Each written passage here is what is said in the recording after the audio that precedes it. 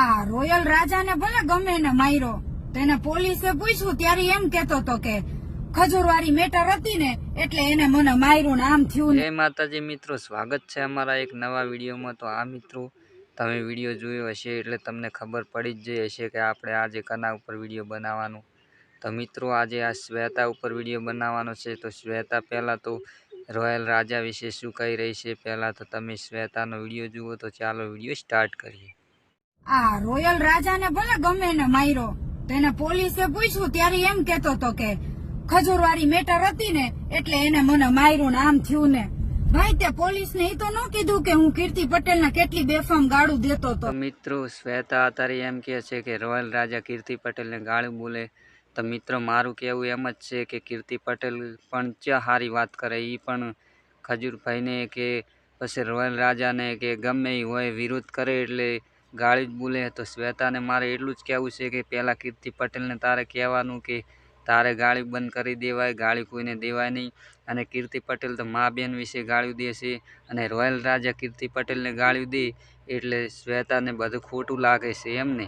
તો આ મિત્રો તમે પૂરો વિડીયો જોજો અને આ મિત્રો આ વિડીયોમાં બન્યા રહેજો જેથી કરીને આખો વિડીયો તમને જોવા મળે. તો આ હજી ખજૂરભાઈ અને કીર્તિ પટેલની જે મેટર ચાલી રહી હતી મેટરમાં શ્વેતા પણ ઉતરી છે અને હવે રોયલ રાજાને શું કહી રહી છે પહેલાં તો આગળ તમે વિડીયો જુઓ. ખજૂર ને કીર્તિનો વિવાદ હતો એમાં રોયલ રાજા વચ્ચે ટપકો હતો એટલે એને એના કર્મોનું ફળ મળી ગયું. ભલે હું કોઈના સપોર્ટમાં નથી પણ બે ફામ ને બે કટકા રોયલ રાજા બોલ્યો હતો. તો શ્વેતા અત્યારે એમ કહી રહી છે કે બે ફોર્મ ને બે કટકા કે રોયલ રાજા કીર્તિ પટેલને ગાળી બોલ્યો હતો. તો મારે શ્વેતાને એટલું જ કહેવું છે કે કીર્તિ પટેલ પણ ક્યાં કંઈ બાકી રાખે છે, એ પણ બધી પૂરેપૂરી જેટલી ગાળીઓ આવડે એટલી દઈ જ નાખે છે. તો એ પણ શરમ નથી કરતી, તો રોયલ રાજા પણ શરમ નથી કરતો. અને મિત્રો મારે એટલું જ કહેવું છે કે પહેલાં તમે શ્વેતાનો આખો વિડીયો જોઈ લો અને પછી હું આગળ તમને વાત કહું શ્વેતાની. તો પહેલાં તો ચાલો તમે વિડીયો જોઈ લો એ ખજૂરભાઈને રોયલ રાજાને શું કહી રહી છે. તો ચાલો વિડીયો સ્ટાર્ટ કરીએ. કોઈ પણ બેનું દીકરીઓને આટલી બધી ગાળું ન દેવાય. તારો કાંઈ પ્રશ્ન જ નહોતો, તને તારા કર્મનું ફળ મળી ગયું એટલે કહું છું કે આ જેવું કરશો ને એવું ભોગવશો. કીર્તિ પટેલનો કોઈ વાક જ નથી આમાં. મિત્રો શ્વેતા અત્યારે એમ કહી રહી છે કે કીર્તિ પટેલનો તો કોઈ વોક જ નથી. તો મિત્રો તમને કેવું લાગે છે કીર્તિ પટેલનો વોક નહીં હોય તો મિત્રો કોમેન્ટમાં જણાવજો કે કીર્તિ પટેલનો વોક છે કે નથી. તો આવું હું નથી કહી તો પહેલાં તો આ શ્વેતા બોલી રહી છે. તો પહેલાં તો આખો તમે વિડીયો જુઓ. તો ચાલો વિડીયો સ્ટાર્ટ કરીએ.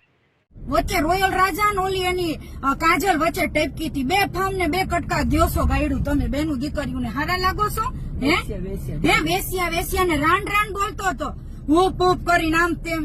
કોઈ દિવસ કોઈ બેનું દીકરીઓને હદ બાર તમે મરદો છો મરદો. બંગડી પહેરી લ્યો બેનું દીકરીઓ અરે બાંધવાનો શોખ હોય તો.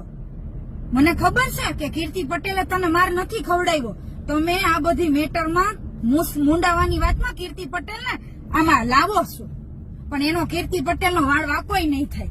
એ બિચારીએ કેટલી ગાળો સહન કરી. આજે મારા મને કોઈક બે ફામ ગાળ દે ને તો આપણને એમ થાય કે આપણે રાંડ નથી કોઈ રાંડ વેસ્યા કે. અને ખજૂર તારા મોઢામાં જીભ નથી તો તું માણા પાયદળિયા ઉભા કરાશ. તું બોલ ને કીર્તિ તને લલકારે છે તો તારે જવાબ દેવો જોઈએ કીર્તિ પટેલને. આ રોયલ રાજા અને બીજા બે ત્રણ લંગુરિયા ફંગુરિયા ઉભા કર્યા તે ખજૂર ને કીર્તિની મેટરમાં ગામ આખું વચ્ચે પડ્યું છે. ઉડતા તીર ગાંડમાં તમે લ્યો છો. લે બોલજો જી બેફામ ગાળું. કીર્તિ છે આ તો, બીજી કોઈ બેન દીકરીને કોઈ ગાળું દેશે ને મારથી સહન નહીં થાય. મિત્રો શ્વેતાનું કહેવું એવું છે કે કીર્તિ પટેલ આવી ગાળી સહન કરે, બાકી હું તો ગાળી આવી સહન ના કરું. તો મિત્રો મારે એને એટલું જ કહેવું છે શ્વેતાને કે પહેલાં તો મિત્રો તમે એની યુટ્યુબમાં ચેનલ સર્ચ મારજો અને પછી એના પહેલાંના તમે વિડીયા જોજો. તો એ વિડીયામાં એને પોતે પણ ગાળી બોલી હશે. તો મિત્રો તમે જોઈ લેજો. અને હા મિત્રો એને પોતે આવી ગાળી બોલી છે ને હવે પાછી આપણને શિખામણ આલવા નીકળી છે કે બેન દીકરી વિશે આવી ગાળી ના બોલાય. તો મારે એટલું જ કહેવું છે કે તે પણ શું કર્યું છે, તે પણ વિડીયા બનાવીને ગાળી જ બોલી છે નકરી. તો હવે શીખવાડવાથી કાંઈ ના વળે. તો હા મિત્રો આપણો વિડીયો અહીંયા પૂરો થાય છે અને વિડીયો સારો લાગે તો એક લાઇક કરી દેજો અને ચેનલ પર નવા આવે તો એક સબસ્ક્રાઈબ કરી નાખજો. તો મિત્રો મળીએ આપણે બીજા વિડીયોમાં. પણ હા મિત્રો આ શ્વેતાનું કહેવું સાચું છે કે ખોટું છે તમે કોમેન્ટમાં લખજો, તો મને ખબર પડે કે ફરીવાર આવા વિડીયો બનાવવા કે ના બનાવવા. તો ચાલો મળીએ આપણે બીજા વિડીયોમાં. જય માતા.